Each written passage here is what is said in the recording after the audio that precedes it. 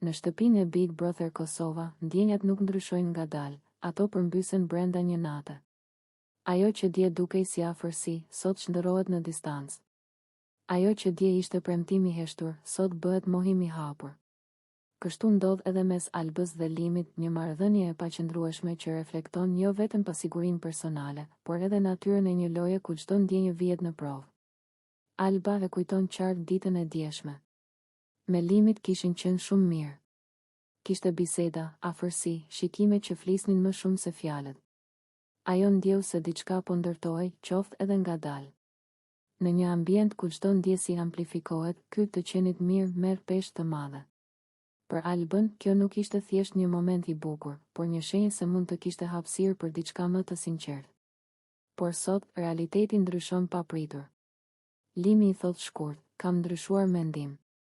Pa shumë shpjegime, pa reflektim të dukshëm. Kjo fjalë bie rënd, jo sepse ndryshimi i mendimit është gabim, por sepse vjen pa përgjegjësi emocionale. Alba mbetet e habitur, e paqartë dhe e zhgënjur. Pyetja që i lind nuk është pse, por si ka mundësi kaq shpejt. Ndërkohë, në një cep tjetër të shtëpisë, Limi i drejtohet Hygertës me një ton krejt tjetër.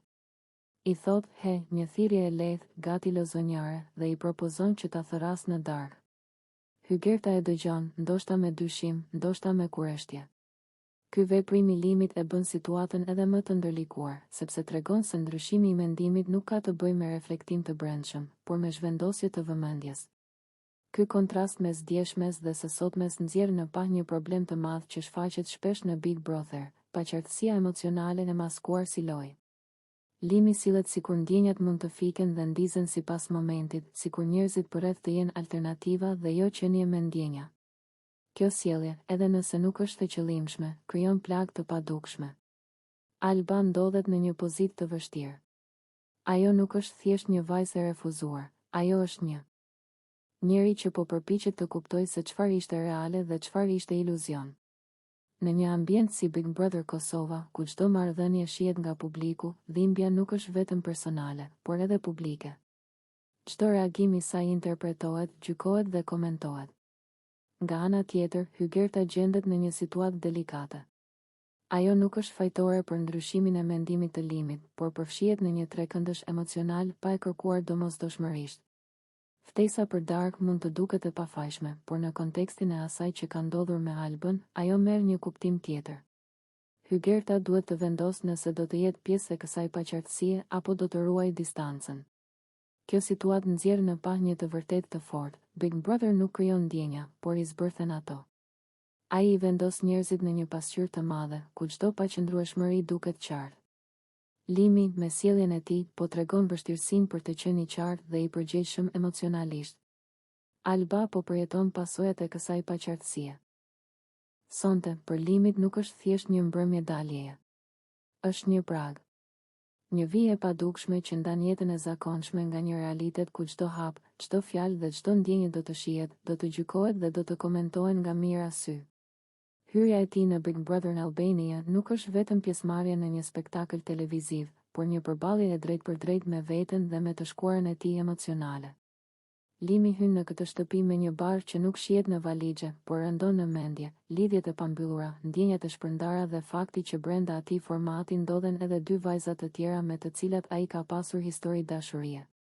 Ky realitet e bën situatën edhe më të ndërlikuar, sepse Big Brother nuk është thjesht një lojë strategjie, por një skenë ku e vërteta del gjithmonë në dritë, herët avon. Në pamje të parë, Limi duket i sigurt. Ai ecën drejt shtëpisë me një buzëqeshje që përpiqet të fshehë tensionin e brendshëm. Por pas asaj buzëqeshjeje fshihet frika se mos e shkuara do ta ndjek më shpejt se sa ai është gati ta përballojë. Dy dashuri të tjera nuk janë thjesht një detaj interesant për publikun, por pjesë reale të jetës së tij, me emocione, shkënjime dhe pritshmëri të paralizuara. Big Brother në Albania është një ambient ku nuk ka vend për maska afatgjata. Ditët e para mund të kalojnë me humor, flirt dhe lojra sociale, por me kalimin e kohës lodhja, presioni dhe mungesa e privatësisë nxjerrin në pa versionin e vërtetë të njeriut.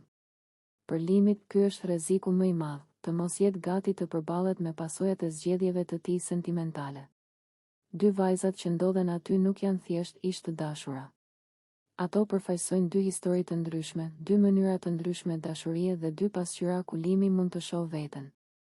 Njëra mund të simbolizojë pasionin impulsiv, lidhjen e shpejtë dhe të fortë që digjet shpejt. Tjetra mund të përfaqësojë stabilitetin, pritjen dhe zhgënjimin e heshtur. Në këtë kontekst, limi nuk përballet vetëm me to, por me mënyrën se si ka dashur dhe si ka lënduar. Publiku do të shohë gjithçka, shikimet e shmangura, tensionin në ajër, fjalët e pathëna dhe xhelozinë e fshehur pas buzëqeshjeve. Çdo gjest i limit do të analizohet, çdo afrim do të kthehet në debat dhe çdo gabim do të etiketohet. Kjo është pesha e famës së menjëhershme, ku nuk ke kohë të mendosh gjatë, sepse kamera nuk ndalet kurrë. Por kjo eksperiencë mund të jetë edhe një mundësi. Një mundësi për të rritur, për të reflektuar dhe për të mbyllur kapituj që kanë mbetur pezull. Nëse limi arrin të jetë i sinqert, jo vetëm me publikun, por me veten, ai mund ta shndërrojë këtë eksperiencë në një udhëtim vetëdijësimi. Të pranosh gabimet nuk është dobësi, por guxim, sidomos kur je në dritat e forta të spektaklit. Nga ana tjetër, rreziku i madh është që limi të bjerë në të njëjtin model sjelljeje, të flirtimit të paqartë, të premtimeve të mjegullta dhe të mungesës së vendimit. Në një ambient si Big Brother, kjo sjellje amplifikohet dhe kthehet shpejt në mesnata ka një mënyrë të çuditshme për t'i zbuluar njerëzit. Kur zhurmat pushojnë, kur ritmi i ditës bie dhe trupat lodhen, atëherë dalin në pa gjërat që nuk shfaqen në dritë të plotë. Pikërisht në atë orë, Alba rënkonte lehtë. Jo për dramë, jo për vëmendje, por sepse trupi i saj ishte i lodhur, i sëmur, i pambrojtur. Sëmundja është një nga ato gjendje që na kthen në thelb. Na zhvesh nga rolet, nga forca e shtirur, nga qëndrimet. Kur je keq, nuk kërkon fjalë të mëdha. Kërkon prani. Dhe limi ishte aty, jo si hero, jo si shpëtimtar, por si njeri, ai ju afrua me atë lloj kujdesi që nuk ka nevojë për zë të lartë. Me gjeste të thjeshta. Me një vëmendje që nuk kërkon duar trokitje. Në atë moment, rolet ndryshuan natyrshëm. Ai mori mbi vete një përgjegjësi të vogël, por domethënëse, të qetësonte dikë që nuk ndihej mirë, dhe këtu lind metafora e doktorit, jo doktor në kuptimin profesional, por doktor i asaj lloj shërimi që nuk gjendet në receta. Doktor i ngrohtësisë, i durimit, i humorit që vjen për të thyer ankthin. Sepse ndonjëherë shërimi fillon nga ndjesia se nuk je vetëm. Alba nuk kishte nevojë për fjalime. Kishte nevojë për siguri. Dhe limi, me atë stilin e tij të lirë, pak ironik, pak të drejtë për drejtë, e gjeti mënyrën ta kthente një moment të vështirë në diçka më të lehtë për t'u përballuar. Një shaka e vogël. Një rol i improvizuar. Doktori që nuk merr veten shumë seriozisht, por e merr seriozisht njeriun përballë. Në këtë ese, nuk ka rëndësi çfarë u bë fizikisht. Rëndësi ka çfarë u ndje. Sepse kujdesi i vërtet nuk matet me veprime, por me qëllim. Me faktin që dikush ndalon ritmin e vet për t'ju përshtatur tjetrit. Që dikush zgjedh të qëndrojë edhe kur situata nuk është romantike, as e bukur, as e lehtë, dhe pikërisht këtu lind ironia e bukur e limit kur thotë, jam doktori më i mirë i femrave.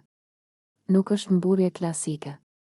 Është ajo lloj humori që fshen një të vërtet më të thjeshtë. Ai di të jetë i pranishëm. Ai di të lexojë situatën. Ai di që ndonjëherë shërimi vjen nga të bërit dikë të ndihet i parë, i dëgjuar, i mbajtur mendërisht. Në shoqërinë tonë flasim shumë për pasionin, për puthjet, për momentet e zjarrta.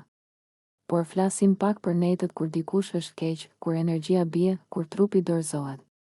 Pikërisht aty testohet afërsia e vërtetë. Sepse është e lehtë të jesh pranë dikujt kur gjithçka shkon mirë. Është më e vështirë kur dikush rënkon në mesnatë. Kjo mbrëmje nuk ishte për t'u bërë legjendë. Ishte për t'u mbajtur mend.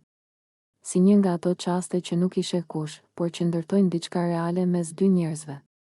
Një natë kur rolet u thjeshtuan, njëra ishte e sëmur. Tjetri ishte aty, dhe ndoshta ky është shërimi më i mirë. Jo ai që e largon dhimbjen menjëherë, por ai që e bën të përballueshme. Ai që të kujton se, edhe në dobësi, nuk je vetëm. Në fund, doktorët më të mirë nuk janë ata që dinë gjithçka. Janë ata që qëndrojnë. Që e kuptojnë se ndonjëherë dashuria nuk ka nevojë për emër.